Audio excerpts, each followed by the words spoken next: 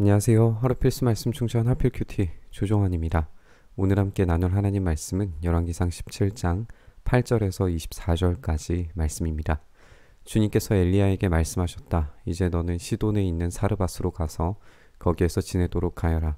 내가 그곳에 있는 한 과부에게 명하여서 내게 먹을 것을 주도록 일러 두었다.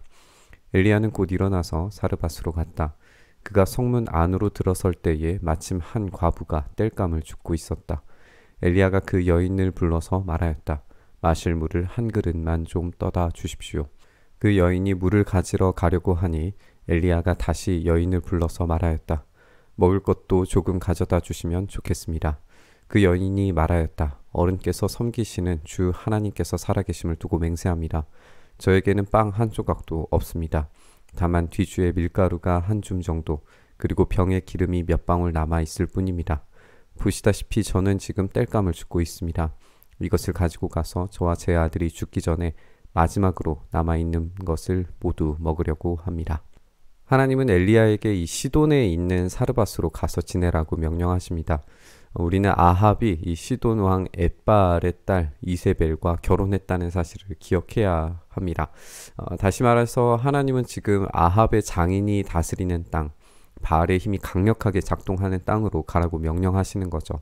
하나님의 명령에 따라서 엘리야는 적국의 땅으로 보이는 이 시돈으로 들어갑니다. 그리고 그곳에 한 과부를 만나게 되는데요. 당시의 과부는 생활이 거의 불가능한 지경에 놓여져 있는 비참한 소외자들이었습니다. 우리가 12절에서도 발견할 수 있는 것처럼 이 밀가루 한 줌과 기름 몇 방울이 자신과 아들의 마지막 남은 식량이라고 말하는 것으로 보아서 얼마나 비참한 지경에 놓여져 있는 인물인가를 알 수가 있습니다. 하나님께서 이 과부의 집으로 가라고 하신 명령을 생각해 보면 이 적국의 땅에 가장 가난한 집으로 가라고 하신 것, 어쩌면 이 생존을 위해서는 가장 가지 말아야 할 선택지들만 모아서 선택하게 만드시는 것 같습니다. 반대로 말해서 하나님은 가장 이상한 곳, 일반적인 생각에서는 하나님이 가장 일하시지 않을 것 같은 곳에서 엘리야를 책임지려고 하시는 거죠. 지금 엘리야는 경계선을 넘었습니다. 이방인의 땅으로 들어갔고 가장 가난한 과부의 집으로 갑니다.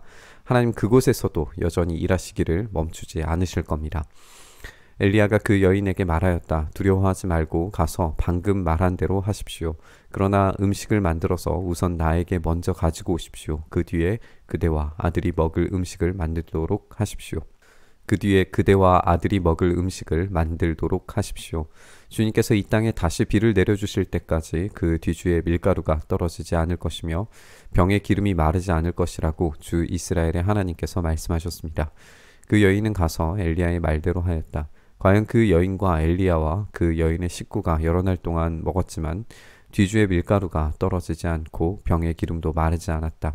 주님께서 엘리야를 시켜서 하신 주님의 말씀대로 되었다. 우리가 살펴본 것처럼 지금 과부와 아들에게는 떡 한 조각 만들 정도의 밀가루와 기름밖에 남지 않은 상황입니다. 인생의 마지막을 준비해야 할 만큼 이 비참한 지경에 놓인 사람에게 이 마지막 식사가 가지는 의미는 얼마나 클까요? 그런데 엘리야는 바로 그 마지막 음식을 요구하고 있는 거죠.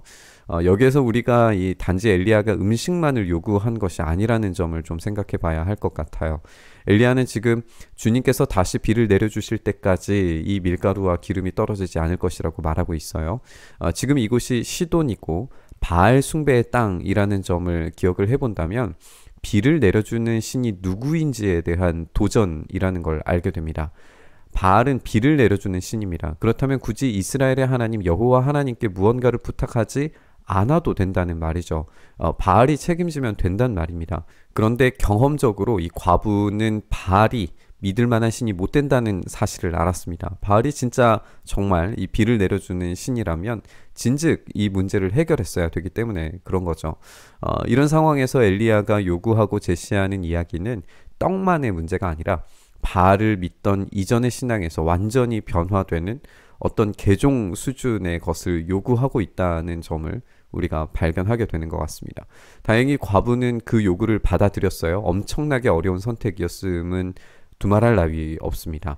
자기의 마지막을 다 바쳐서 엘리야에게 먹을 것을 주어야 했습니다.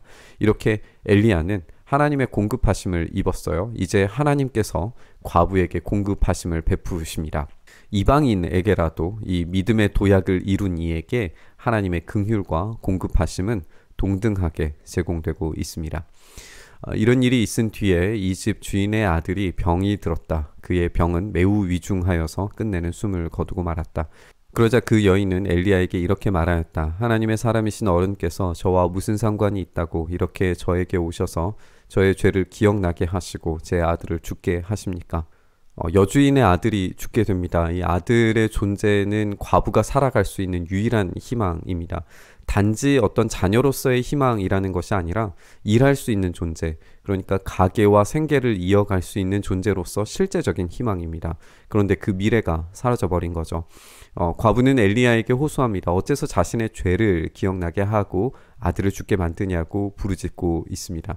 이 과부가 지금 죄를 기억나게 하셨다라고 표현한 것이 주목할 만한 것 같아요. 과부는 죽음의 책임이 자신의 죄 때문이라고 보고 있습니다. 과부가 자신의 죄라고 여길 만한 것이 무엇이었을까요? 본문이 더 이상 이야기하지 않고 있지만 그녀가 과부가 된 상황, 또 비가 내리지 않는 상황, 유일한 희망인 아들이 사라진 상황은 그것이 무엇이라고 할지라도 자신의 잘못과 문제를 끄집어내게 만들었을 거예요. 그리고 그 문제들이 자신을 얼마나 비참하게 만드는지 보게 만들었을 겁니다. 하지만 그녀의 이 자기 비하는 결코 비극으로 끝나지 않을 겁니다. 이 과부가 자신의 삶을 돌이키고 돌아봤을 때 남는 문제들을 하나님은 부활한 아들을 통해 씻어 버리실 겁니다. 엘리야가 그 여인에게 아들을 달라고 하면서 그 여인의 품에서 그 아이를 받아 안고 자기가 머물고 있는 다락으로 올라갔다. 그리고 그를 자기의 침대 위에 뉘어놓고 주님께 부르짖었다. 주 나의 하나님, 어찌하여 내가 머물고 있는 이 집의 과부에게 이렇게 재앙을 내리시어 그 아들을 죽게 하십니까? 그는 그 아이의 몸 위에 3번이나 엎드려서 몸과 몸을 맞춘 다음 주님께 또 부르짖었다. 주 나의 하나님, 제발 이 아이의 호흡이 되돌아오게 하여 주십시오. 주님께서 엘리야가 부르짖는 소리를 들으시고 그 아이의 호흡을 되돌아오게 하여 주셔서 그 아이가 살아났다. 엘리야는 하나님께 부르짖습니다. 어찌하여 재앙을 내리십니까? 이 아이의 호흡이 되돌아오게 하여 주십시오. 이 다시 살아난 아들은 분명히 언젠가 다시 죽음을 맞았을 것이기 때문에 이 불완전하긴 했어요. 하지만 분명히 부활했습니다. 이 본문에서 사용된 이 호흡이라고 하는 단어는 이 생명으로 번역이 가능한데 생명이 다시 되돌아오는 일이 벌어진 거죠. 이 부활 사건이 지금 이스라엘의 상태를 보여주는 것이라면 앞뒤 이야기가 매우 자연스럽게 연결이 됩니다. 이스라엘은 지금 미래가 사라져버린 상태입니다. 재앙이 임했고 마실 물도 식량도 사라져가고 있습니다. 그들은 자신들의 죄를 뉘우치고 회개하고 생명이 되돌아옴을 경험해야 합니다. 그런 일이 일어날 것인가를 우리가 이 본문을 통해서 생각을 하게 되는 거죠. 엘리야는 그 아이를 안고 다락에서 내려와서 아이를 돌려주면서 말하였다. 보시오, 아들이 살아났습니다. 그 여인이 엘리야에게 말하였다. 이제야 저는 어른이 바로 하나님의 사람이시라는 것과 어른이 하시는 말씀은 참으로 주님의 말씀이라는 것을 알았습니다. 이 참 예언자의 증명은 현실에서 실제적으로 이뤄져야 합니다. 엘리야의 기도는 현실화되었고 참 예언자임이 증명됩니다. 이제 이스라엘은 이 참 예언자의 말을 들어야 합니다. 하지만 이스라엘은 예언자의 말을 들으려고 하지 않을 겁니다. 오히려 주저하고 방관합니다. 자신의 마지막 가진 모든 것을 바친 이방인 과부만큼도 헌신하려고 하지 않습니다. 우리는 이 다음의 본문에서 이스라엘의 이 주저하면서 이리저리 헤매는 이스라엘의 모습이 우상숭배와 동일하다는 것을 발견하고 지적할 겁니다. 엘리야는 지금 경계선을 넘어갔어요. 이방의 땅, 우상숭배의 땅, 자신을 죽이려고 하는 이 적의 영향력이 미치는 땅입니다. 하지만 그 땅에서도 하나님은 신실하게 일하고 계시고 그 신실하심은 엘리야가 머무르고 있는 사르밧 과부의 집에도 임합니다. 그리고 그의 말과 행동, 과부의 말과 행동이 선명한 어떤 행위 메시지를 우리에게 전달하고 있습니다. 그 메시지는 죄를 인식하고 뉘우치고 전적으로 투항하면서 신실하게 복종했을 때, 그래서 자기의 모든 것을 내놓을 때에 그것은 미래를 삭제하는 것이 아니라 더 풍성한 것으로 되돌려받게 된다는 것입니다. 이 믿음의 도전이 경계선 밖에서 일어났고 생명이 되돌아옴을 경험하고 있습니다. 우리의 삶에서 이 믿음의 도전이 일어나기를 소망합니다. 모든 것을 전적으로 하나님께 드릴 때에 우리에게 이 생명의 돌아옴, 부활의 기쁨이 지금 우리의 삶에 경험되는 놀라운 은혜가 있을 줄 믿습니다. 엘리야처럼, 사르밧의 이 과부처럼 믿음의 도전을 해내길 결단하고 바라면서 우리 묵상의 자리로 나아가시죠. 주님, 이 믿음의 도전이 그래서 우리의 복종과 우리 주님께 모든 것을 다 드리는 이 삶 속에서 하나님께서 제공하시는 그 부활의 기쁨과 능력이 우리의 삶에 있게 하여 주시옵소서. 오늘도 그 부활의 기쁨과 채워주심과 책임져 주심을 경험케 하시기를 간절히 바라고 소망하며 우리 주님 예수님 이름으로 기도드리옵나이다. 아멘.